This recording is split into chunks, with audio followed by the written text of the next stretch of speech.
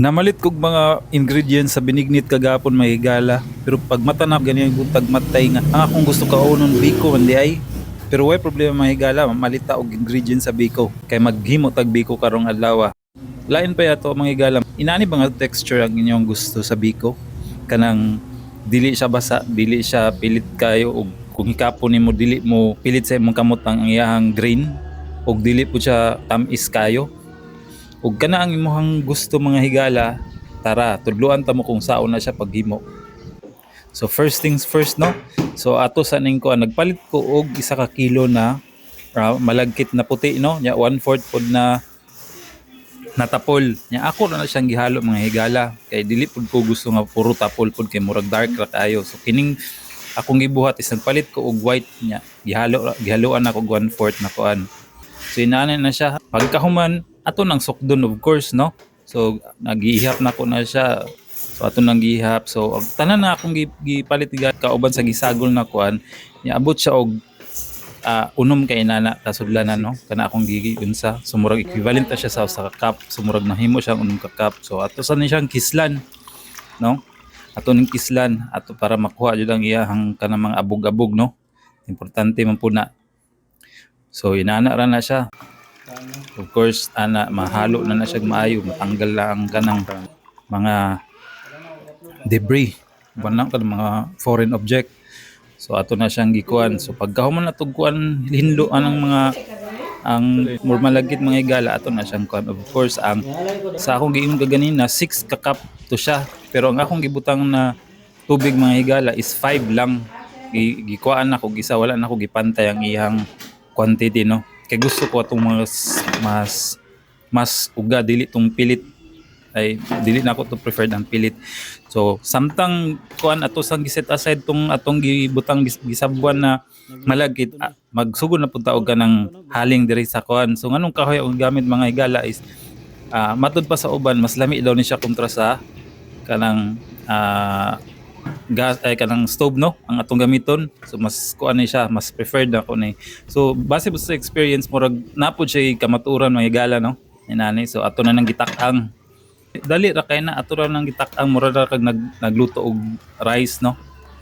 Pagkahuman samtang nagapaabot ko mga higala nagtanaw-tanaw ra ko diri sa amuang tugkaran nakita nako karon ko pansin ani nga dagko na mo dahon aning mga si tawag ani nga dahon na kung unsa nya pagkahuman kinipod among kamunggay nagtanaw-tanaw ra pud ko kay samtang naghulat sa akong giluto no. So mo na siya. So paabot ta. So ato ni siyang i-check kung kuan na o kining mahigala kung inani na yang itsura hapit na siya maluto. Hapit na maluto. So bantay-bantay lang na siya nya imbawasan ang kalayo kay para dili siya mapagod.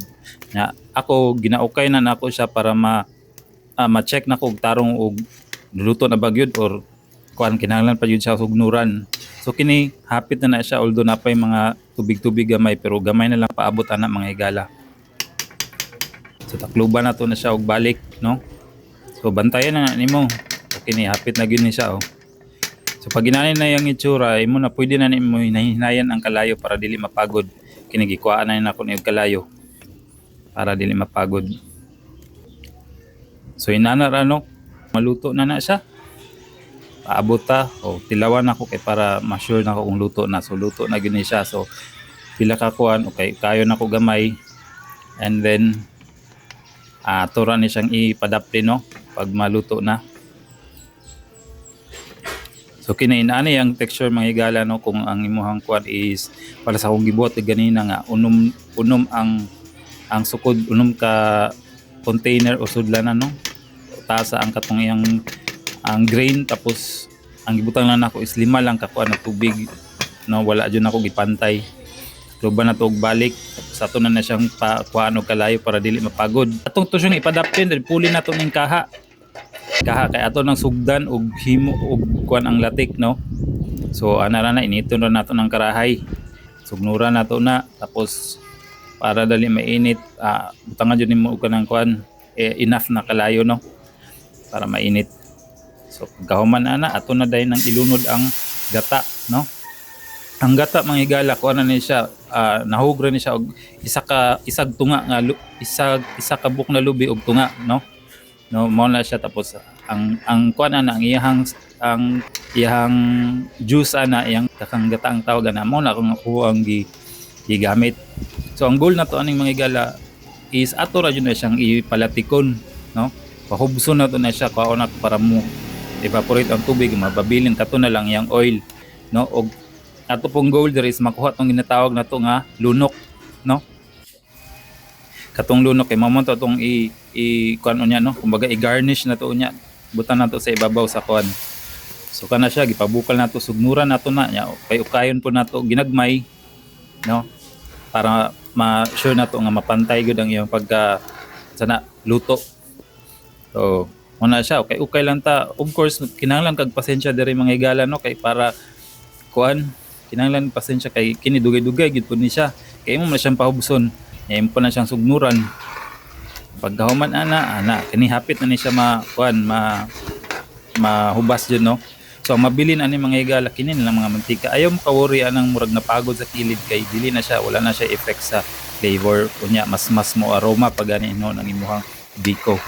O kana siya kanang nagtibugol-tibugol mga higala, mao na siya ang lunok, mao na atong kuhaon, haunon nato na siya unya kay mao na atong ibubod, no. O mao na siya ang lunok ni kuan na golden brown, na pag golden brown na gani mga higala, mao ni siya ang ato na ni siyang haunon, no. Magpabili na ang iyahang oil. Ito na siyang set aside na to na. Tapos kining nabilin, diha na nato na siya butangan og asukal. Mo na siya nga to ang kumbaga panglatik, diha na to itunawon ng asukal, no. Akong gigamit diri is 1/4 og tapos tunga lang po sa 1/4 og 1/8 kana, no. Kay di kay ko gustong tamis, no. Ang uban ani kay half man ang ilang ibutang na sukal, pero kini 1/4 o 1/8, no, kanang duha. So kana ato lang na siyang palatikon hantod sa matunaw, kay ukayo na to na para di mapagod, no. Tayo kayo na to para mapantay ang latik. And then pag malatik na siya, of course ibutaw na to itong atong naluto na palagkit, no.